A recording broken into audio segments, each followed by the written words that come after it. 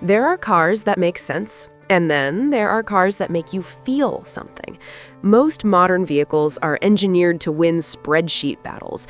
Range, horsepower, charging speed, resale value, depreciation curves, monthly payments. They exist to justify themselves logically. The Volkswagen ID Buzz does not do that. In fact, if you approach it with logic first, you will probably walk away confused, frustrated, or even annoyed. And yet, despite all of that, it manages to do something very few modern cars do anymore. It makes people genuinely happy.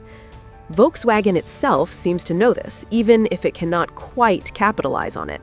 The company has effectively admitted defeat in the US market by skipping a full 2026 model year, choosing instead to sell remaining 2025 inventory until the 2027 version arrives. That decision alone tells you everything you need to know about how the ID Buzz is being received when measured purely through sales metrics. Slow demand, high price sensitivity, a product that does not align cleanly with what the American EV buyer says they want. And yet, paradoxically, it may be one of the most emotionally successful vehicles Volkswagen has produced in decades. This contradiction sits at the heart of the ID Buzz. On paper, it is deeply flawed. The range is modest at best. Officially, the EPA rating sits at 231 miles, but in real highway conditions, that number shrinks quickly. At sustained speeds, 180 to 200 miles is a more realistic expectation, and that immediately changes how the vehicle fits into daily life for many people. Road trips require planning. Charging stops are unavoidable. Spontaneity is reduced. For a vehicle that visually screams open road and carefree adventure, the reality is far more constrained. Then there is the price. A fully loaded ID Buzz Pro S Plus with all-wheel drive crests $70,000 once destination is included. That is an extraordinary amount of money for a Volkswagen-branded minivan, even one with nostalgic design cues and electric power. Even the base models land well north of $60,000, and that's before considering incentives, regional pricing differences, or insurance costs.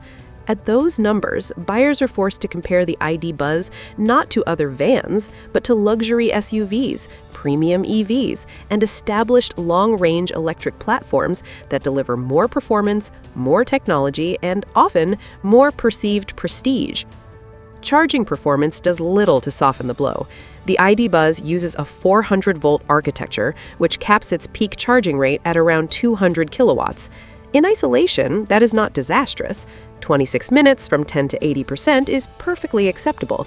But context matters, and when competitors are moving to 800-volt systems with larger batteries that charge faster despite greater capacity, the ID Buzz immediately feels dated.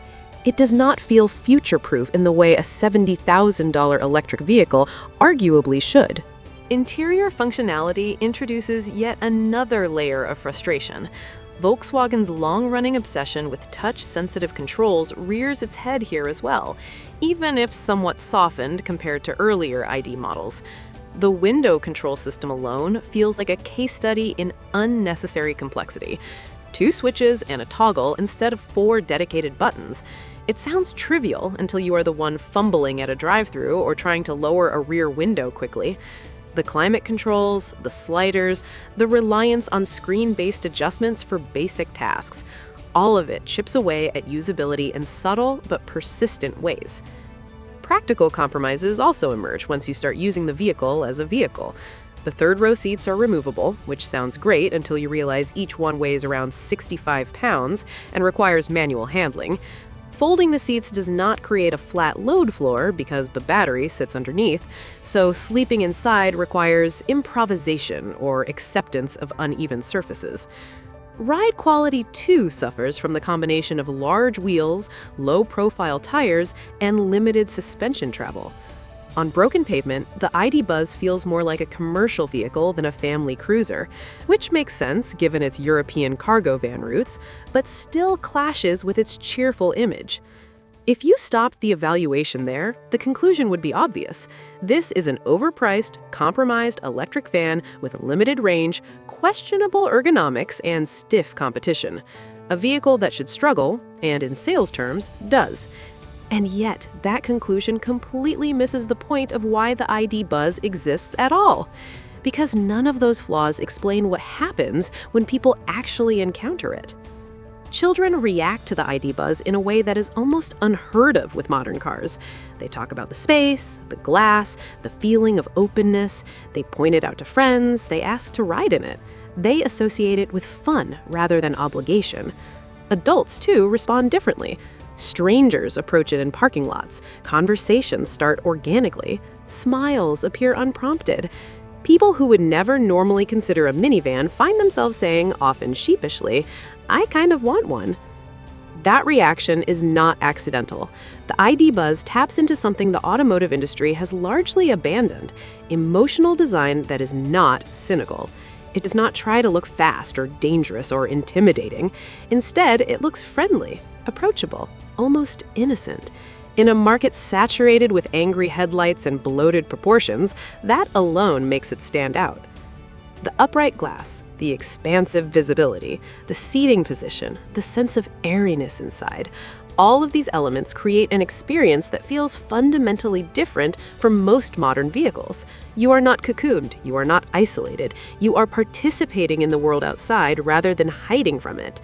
That sensation is rare, and it matters far more than spec sheets would suggest. What the ID Buzz really reveals is a growing disconnect between how vehicles are evaluated and how they are experienced. The market, analysts, and even enthusiasts often reduce cars to numbers. Range anxiety dominates EV discourse. Charging speed becomes a proxy for progress. Price-to-performance ratios determine value. But human beings do not live their lives as spreadsheets. They remember how things made them feel. This is why the ID Buzz feels like a rejection of modern automotive cynicism. It does not pretend to be everything to everyone. It does not chase Nürburgring lap times or drag strip bragging rights. It exists to make daily life feel lighter, even if only slightly, to turn mundane errands into small moments of joy, to make a trip to soccer practice feel like an event rather than a chore. Ironically, this may also be why it struggles commercially. Joy is difficult to quantify.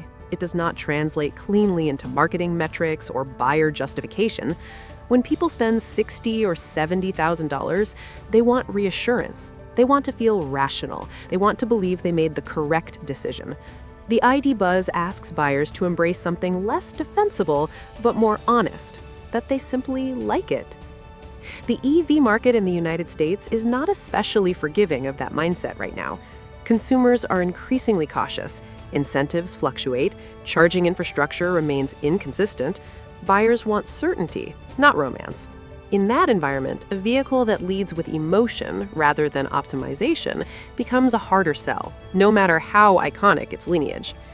And yet, the reaction to the ID Buzz suggests that something important is being lost in the industry's relentless pursuit of efficiency and scale. The Buzz reminds us that cars were once cultural objects, not just appliances. That design could evoke emotion without irony. That nostalgia, when handled sincerely, can feel warm rather than manipulative. This is not to say the ID Buzz should be immune from criticism. Volkswagen absolutely deserves scrutiny for its pricing strategy, its software decisions, and its slow response to user interface complaints. A joyful vehicle does not excuse poor ergonomics or unnecessary cost-cutting in the wrong places. If anything, the ID Buzz proves that when a product gets the emotional fundamentals right, its shortcomings become even more frustrating because you want it to succeed. Perhaps that is the real tragedy here. The ID Buzz is not failing because people dislike it. It is failing because it exists in a system that does not know how to reward what it offers. The market understands speed, range, and luxury. It understands badges and financing terms. It struggles to value delight. There is something almost poetic about the fact that the ID Buzz, a modern reinterpretation of a countercultural icon, once again sits slightly out of step with mainstream priorities. The original VW bus was never about efficiency or performance either. It was about community, freedom, and identity. The ID Buzz carries that spirit forward, even if the world around it has changed. Whether Volkswagen can refine this formula into something more commercially viable remains to be seen. A lower price, better range, improved charging architecture, and more intuitive controls would undoubtedly help. But even if those changes come, they should not come at the expense of what makes the ID Buzz special. Because in a landscape increasingly filled with vehicles that are technically impressive but emotionally vacant, the ID Buzz dares to be something else. It dares to be joyful. And that, more than any spec, may be its most radical feature. The market may not know what to do with it yet, but the people who encounter it, who ride in it, who smile when they see it pass by, already do.